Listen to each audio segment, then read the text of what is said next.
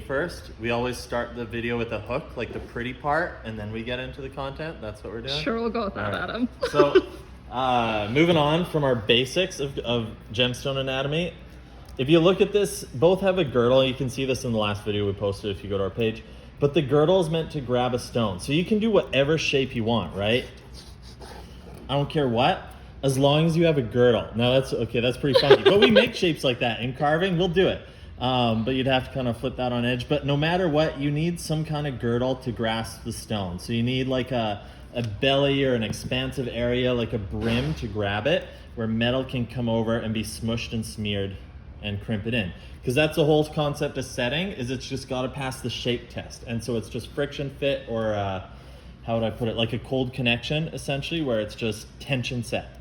So those are different verbs to explain it. But as we break down gemstone anatomy further, as we get into a faceted stone, here's the next steps if you're ready for it, if you remember the first three areas.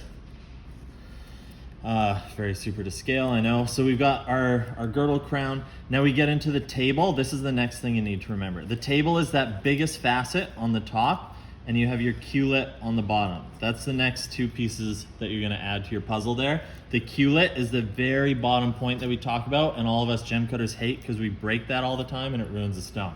So table and culet, those are your next sections. If you wanna go beyond that, all we're doing is just dividing it into the faceted areas. But we could do, but don't worry about that yet. Cabochon, I'm taking care to draw those very straight. Now cabochons, it's up to the artisan how they want to do it. Sometimes we'll do our girdle vertical. Sometimes we'll skew it at like, about 67 degrees or something. So this stone will actually come out more at an angle. And if you're a good cutter, you'll knock this little corner off the bottom to round everything over, because this corner is always susceptible to breaking, and it's where the stones chip as setters are putting pressure on them.